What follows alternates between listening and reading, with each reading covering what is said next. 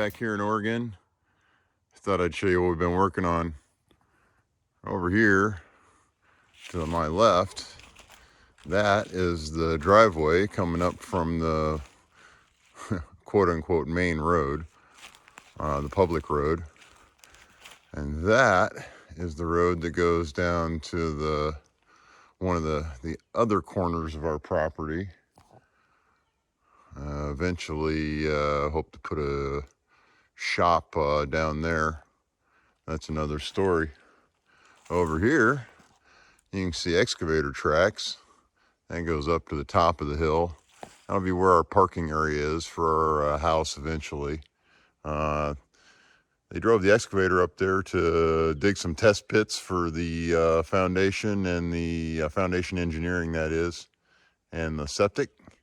I'll be showing you a little bit more of that later, but in the meantime, I thought I'd walk you down here, down to the lower corner of the property. Up until a couple days ago, this was unpassable. It was pretty tough to walk.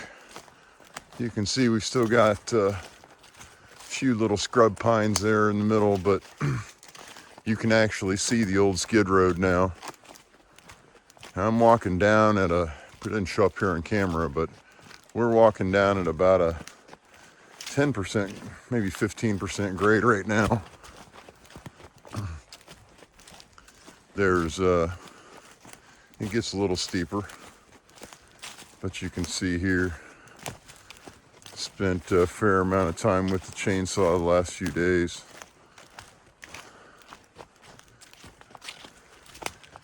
And tried to stockpile the material in just a small handful of spots. We're coming up on one of them up here on the left.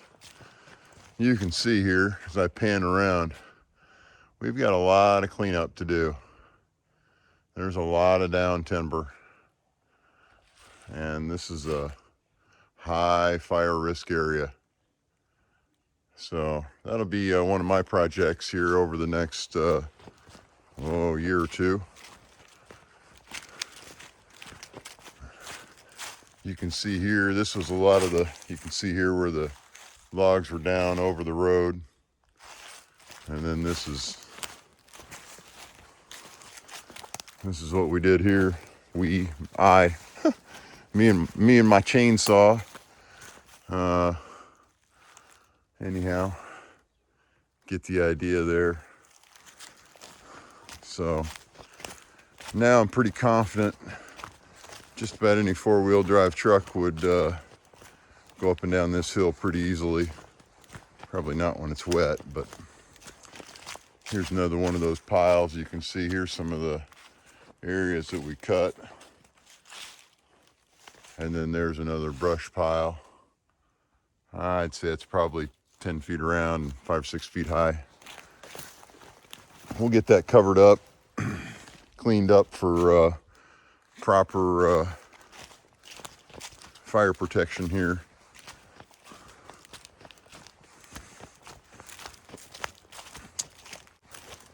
Anyhow, while I'm walking, here's some of the other down trees. You can see this was a nasty mess of raspberries here. Another brush pile. Bottle of bar oil. Sloppy sawman. Anyhow, we continue on down here. The home site is actually going to be up the hill that way, about 50 yards or so as the crow flies. So anyhow, as we're walking, I thought I'd give you a little sketch outline of what we're planning on doing here. We're going to build a 2-bedroom, 2-story house.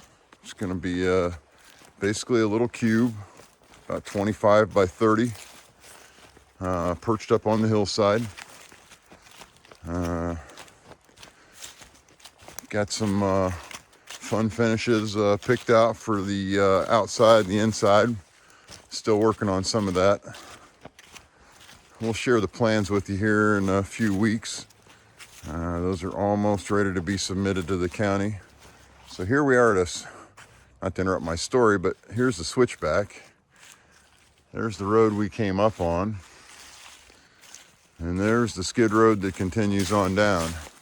And it was hard to even walk down this road a couple days ago. And anyhow, I'll be building the house myself, about as single-handedly as I can. We're going to share as much of that with you as we can. Show you some of my victories and hopefully a few of our failures. My victories are failures. There you go. I got that backward. Anyhow, here we go. Continue on around here.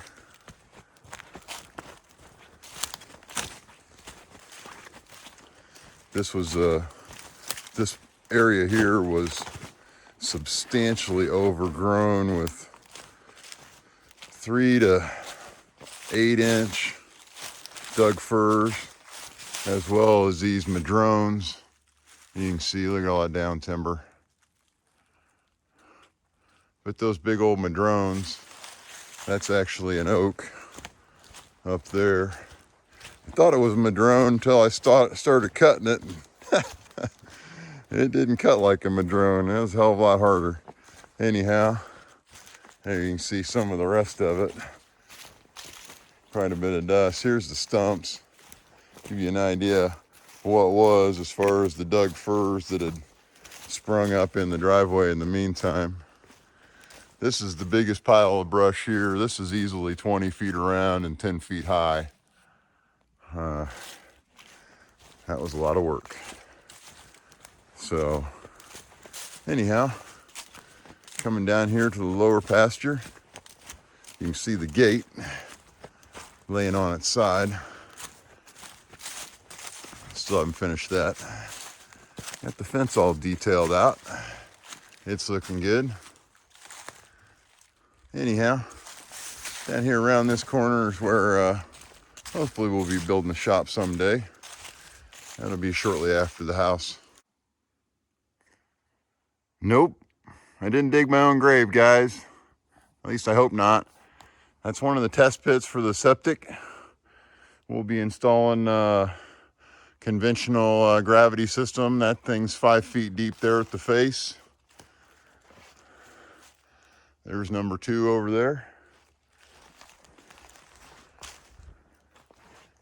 And there's number 3 down there. Here, I'll walk you over here and show you what these things look like. It's literally just a 5 foot deep hole. They need to be able to evaluate the soil composition. And based on that, they designed the septic system. But in our case, it's going to be pretty massively over-designed. There's hole number 2. Because the minimum standard in this county is for a new installation is for a 4-bedroom house. So we're going to get that size system, which really doesn't hurt my feelings. We'd have built some extra capacity in anyway. But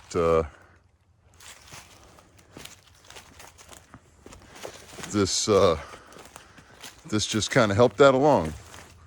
And it all fit into the budget too, so don't tell the septic guy. Good dude.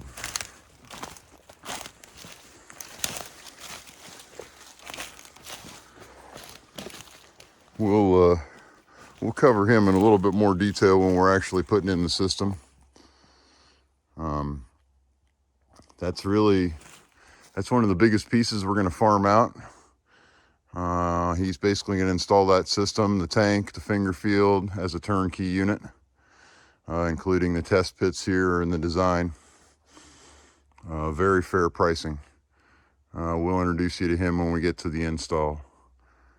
We're also going to be installing electric. It's about 500 feet of conduit from the nearest pole over that way. We're going to go across the hill. that direction. So crossing down the slope, 3-inch PVC Schedule 40 conduit and a 12-inch wide, 3-foot deep trench. So that'll be a lot of excavator time for this guy. I'm not very, I'm pretty rusty right now, but I'm sure we'll have all the rust knocked off by the time we get 500 feet of pipe in the ground. We've also got 3 6-inch wells on site that were dug by a previous landowner. He was not satisfied with the production of any of those wells. The largest of them produces, by the well report, 5 gallons a minute. That's more than enough for what we need. It'll mean we'll have to have a concrete storage tank, but again, we'll go into some of those details when it comes time to install that system. They'll be installing the tank, and we'll be partnering up on everything else. So anyhow, guys, here's the home site. You can see the structural guy, the soils engineer. That's the remnants of a 10-foot deep test pit. Obviously, they covered that back up for safety reasons once they'd inspected it. But that's, they're working on designing those foundations right now, and that's what it's all based on. So we'll go into some of that when we show you the plans. Anyhow, appreciate you guys staying with us on this. Interested in showing you the whole process, start to finish here. Ring the bell so you see the new episodes when they come out. Thanks, guys.